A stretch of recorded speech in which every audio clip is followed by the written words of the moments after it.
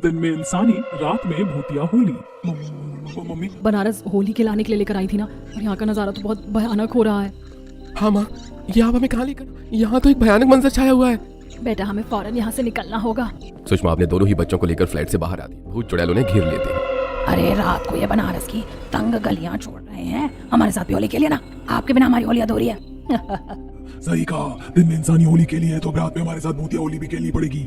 आओ हमारे साथ होली खेलो, आओ ना। नहीं नहीं, मुझसे गलती हो गई। हमें हमें हमें कोई होली नहीं खेलनी। मम्मी मम्मी उस झूले पे हुए हैं। और माँ, ये भयानक भूत चुड़ैल जिंदा लोगों को काटकर उनके शरीर का खून एक दूसरे के ऊपर लगा। छोड़ दीजिए, भगवान के लिए हमें जा। इतना कहती है कि तभी झूले पर झूलते हुए भयानक भूत चुड़ैल कूदकर शिवानी और आरव गर्दन काटकर उनके शरीर में पिचकारी घुसा देते हैं। हाँ, आपने मेरे बच्चों को मार दिया क्योंकि बनारस की तंग गलियों में होली ऐसे ही मनाई जाती है, दिन में इंसानी होली और रात में भूतिया होली।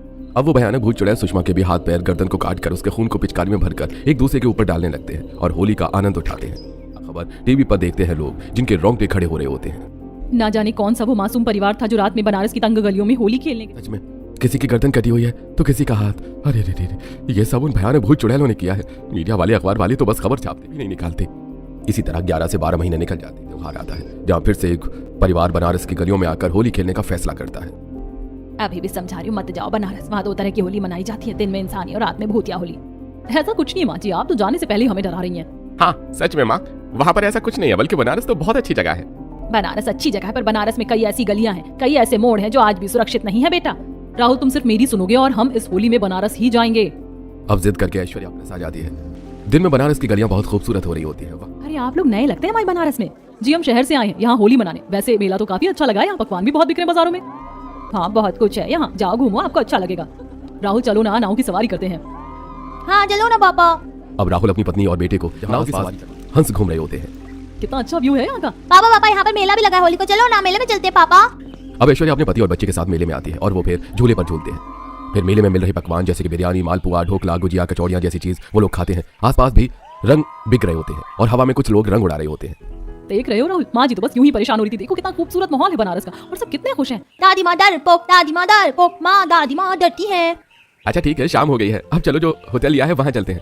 अब राहुल अपने बच्चों को लेकर होटल में आ जाता है। धीरे धीरे रात होती है और बनारस की गलियां विशाल में तब्दील होने लगती हैं। चारों तरफ वीरानी हवाएं चलने लगती हैं और अचानक से ऐश्वर्या के कमरे का दरवाजा कोई जोरों से खटखटाता है। ऐश्वर्या जैसे दरवाजे को खोलती है, उसके दरवाजे पर भयानक दरिंदों की शक्ल में भूत चुड़ैल खड़े होते हैं। इसी दौरान पूरे बिल्डिंग की लाइट भी चली जाती है। बंटी बेचैन होकर बाहर आता है और पीछे पीछे राहुल भी आता है। ये भगवान, ये भयानक भूत हमारी बिल्डिंग में क्या कर रहे हैं?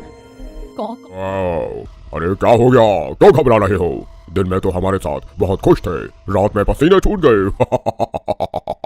चलो चलो होली मनाओ हमारे साथ, हमें होली खेलनी है। मम्मी ये भूत चुड़ैल हमारे साथ होली खेलेंगे, हम तो इंसान है ना।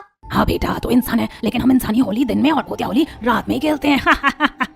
इतना कहकर वो सभी भयानक भूत चुड़ैल ऐश्वर्या, राहुल और बंटी को बिल्डिंग से नीचे फेंक देते हैं, जिससे उनके सिर से घमासान खून निकलने लगता है और उसी खून से वो भयानक भूत चुड़ैल अपनी होली मनाने लगते हैं और उनके शरीर के हर एक हिस्से को काट कर खा जाते हैं। दूसरी तरफ अखबार में जब ये भयानक दृश्य कावेरी देखती है तो मेरे इतना समझाने के बाद भी इन लोगों ने मेरी बात नहीं मानी। मैंने कहा था उन तंग गलियों में मत जाओ, वहाँ इंसान नहीं भूतिया लोग रहते हैं जो दिन में इंसानी होली और रात में भूतिया होली खेलते हैं। इसी तरह कुछ हफ्ते गुजरते हैं। इंस्पेक्टर, सीआईडी जैसे बड़े बड़े अथॉरिटीज भी बनारस की गलियों में हो रहे सभी खून का पता, लेकिन उन्हें कोई सुराग नहीं मिलता। इसी तरह 1 साल खत्म होता है। तभी एक रात हाईवे पर, अरे हमारी गाड़ी बहुत आगे निकल चुकी है, अब हम कहाँ जाएं? मेरी बात मानो तो चलो अब हम बनारस चलते हैं। कल होली भी है और कहते हैं बनारस में होली काफी रंगीन तरीके से मनाई जाती है। अरे सुना तो मैंने भी यही है, चलो चलते हैं, इस बार की होली बनारस के नाम। अब शिवम, राधा, कौशल अपनी गाड़ी को बनारस की उन तंग गलियों की ओर मोड़ते हैं जो हर रात एक भयानक कब्रिस्तान में बदल जाता है और वहाँ भयानक औरतों के रोने की आवाज आती है। अब जहाँ औरतों की भयानक रोने की आवाज आ रही थी, उसी जगह इनकी गाड़ी भी खराब हो जाती है। अरे ये गाड़ी क्यों खराब हो गई? 1 मिनट, यहाँ तो किसी के रोने की आवाज आ रही है। अब शिवम और कौशल चारों तरफ अपनी निगाहें घुमाते हैं कि तभी वो अपना मुंह ऊपर करते हैं, जहाँ उन्हें झूले पर कुछ मरे शरीर लटके हुए नजर आते हैं, जिसमें से खून टपक रहा होता है। ये भगवान, ये कैसे होली बन रही है बनारस में? यहाँ तो हमारी लाश लटकी हुई है। अरे अरे अरे चलो यहाँ से, हम गलत जगह आ गए।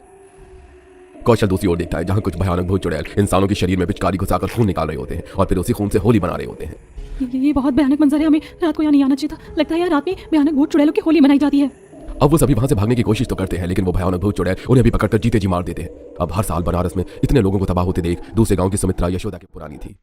यशोदा जी, मैं जानती हूँ कि एक आप हो जिसे पता है कि बनारस में वो भयानक भूत खून से होली क्यों मनाते हैं। अब आपको उसका निवारण करना होगा। बनारस की वो गलियां श्रापित हैं। कई साल पहले उन गलियों में एक भयानक आग लग गई थी जिसमें कई निर्दोष मारे गए थे, और आज वही निर्दोष मासूम लोगों को भयानक तबाही के बाद उन लोगों के लिए कोई शांति पूजा नहीं की गई, जिस वजह से उनकी आत्मा आज भी तड़प रही है। तो अब हम करें क्या यशोदा जी, आप ही बताओ। अब तो एक ही उपाय है कि उस श्रापित स्थान पर एक पवित्र मंदिर बनाया जाए, तभी उन भयानक भूत चुड़ैलों का मुक्ति का द्वार खुलेगा। अब सुमित्रा यशोदा के कहने पर कुछ लेबर्स को लगवाकर वहां पर मंदिर बनवाना शुरू करती है, जहां सुबह तक वो मजदूर मंद चुड़ैल उन्हें भी जान से मार देते हैं। इन लोगों की हिम्मत कैसे हुई इस शापित जगह पर पवित्र मंदिर बनाने की? पर इसमें बुराई क्या है? हम कई सदियों से मुक्त नहीं हुए। इस पवित्र मंदिर से हमारा मुक्ति का द्वार खुलेगा और हमारी आत्मा को शांति मिलेगी।